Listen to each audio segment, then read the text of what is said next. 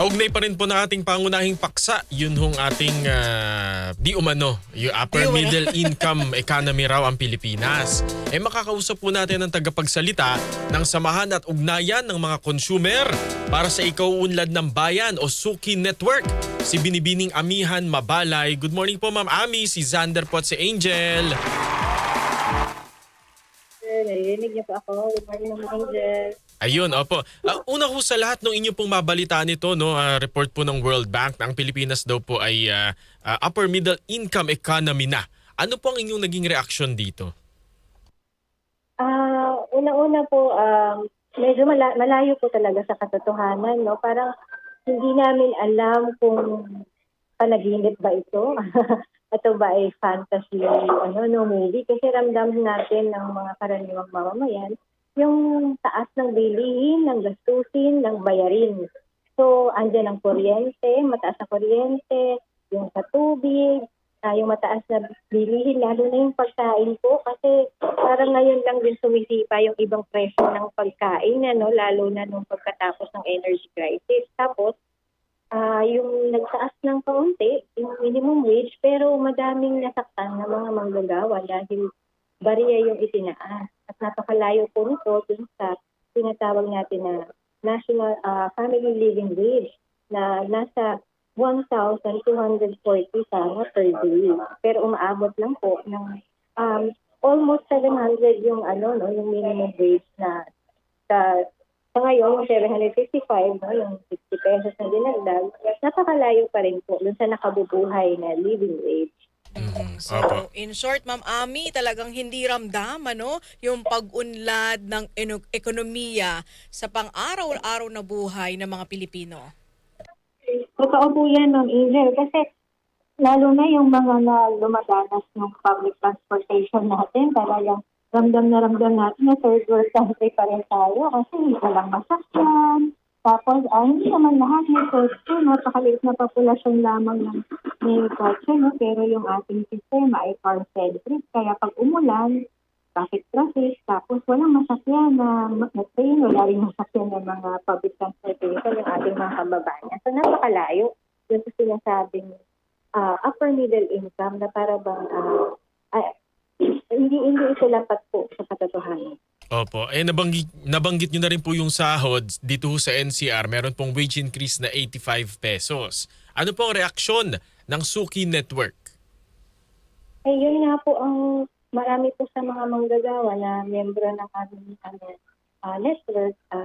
Sabi na kulang pa kasi yung 85 na yun na kung tawag installment, ay pambili lang ng bigas ng isang kilo sa isang araw para sa family of 4 to 5. So parang bariya lang po, parang nanlimos lang ba sila ng dagdag na matagal naman na panawagan, ay paabutin na ako sa 1,250 per day. Para naman may dignidad po yung ating bawat pamilya. Opo. Pero Ma'am Ami, sa tingin nyo, with this bagong income classification po, ay tingin nyo po makakatulong po ba ito sa paglikha ng mas maraming trabaho po at negosyo po dito sa ating bansa?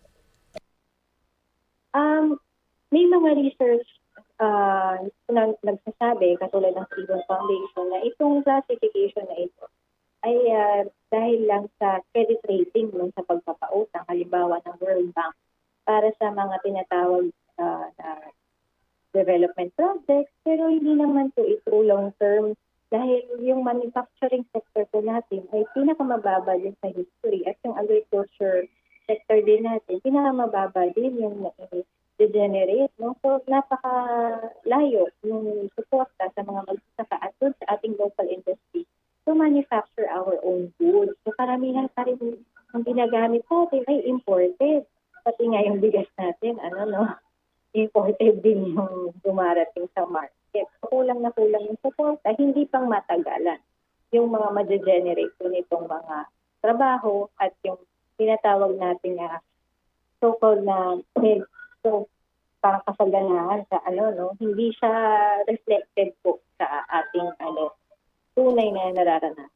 Opo. Ma'am Amihan, para po sa Suki Network, kailan po kaya masasabi ng karaniwang Pilipino na tunay na nga pong umuunlad ang ating bansa at ang kanyang pamumuhay?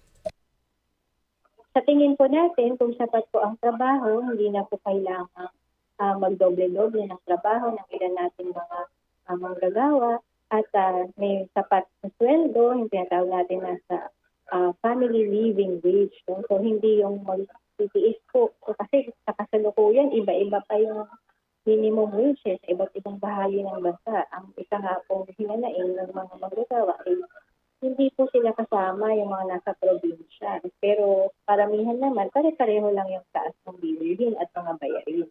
So para po natin maramdaman, dapat po tumaas po at lumakas yung pagmanupaktura ng ating mga produktong Pilipinas, lumakas ang industriya. Marami po tayong mga produkto gagawin dito sa ating bansa at hindi na po tayo aasa sa pag-import. At lalakas po yung ating agrikultura dahil may suporta sa pagsasaka at meron din tunay na reform para sa mga magsasaka para ganahan po sila na magtanim at maabot natin ang food security para hindi po tayo umaasa sa mga importation.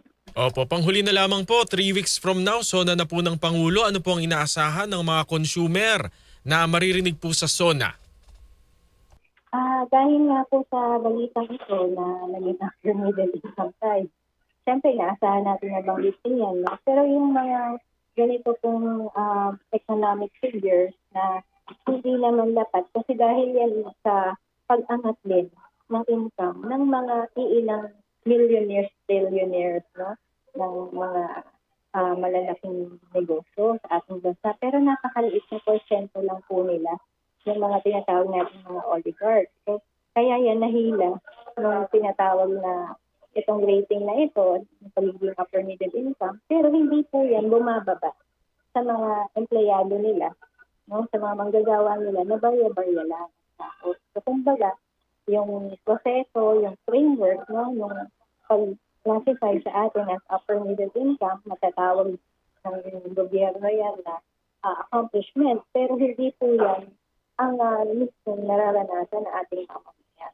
So, ang panawagan po ng mga consumer, ng mga manggagawang Pilipino, dapat po ibaba ang presyo ng mga bilihin, ng bayarin, tanggalin ang mga regressive taxes, like yung value-added tax sa pagkain, pati sa produktong petrolyo, para ibaba ang presyo ng mga bilihin, ng transportasyon, para maramdaman po natin yung totoong ginhawa.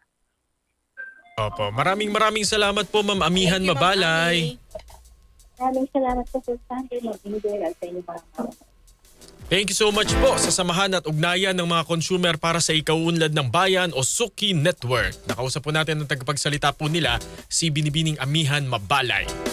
Sabi ni Texter si Leonard from Palanan, Texter 3615, makasaysayan po ito dahil napredict na po ito ng isang ekonomista sa ibang bansa at si Dario Amodei na tataas po ang GDP ng isang bansa kahit mahirap ang mga mamamayan nito dahil sa paglago ng teknolohiya. Salamat po sa inyong comment.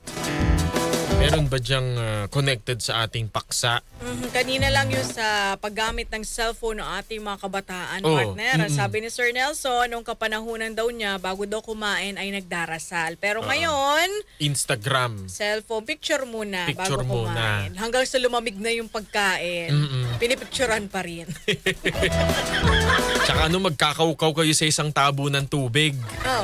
Kasi pag magkakamay yung buong pamilya, oo. isang tabo ng tubig, doon kayo maghuhugas ng kamay. Huhugas ng Hindi kamay. siya masyadong hygienic. Hygienic. Pero dati kasi ganon ganoon. yon. So yung mga DNA ng tatay mo, ng nanay mo, magkakahalo kayo lahat sa isang tabo Yun ang ng tubig. sikreto, partner. Oo. Kaya masarap ang pagkain. Pagkain, Kaya sama-sama. ganado kang kumain.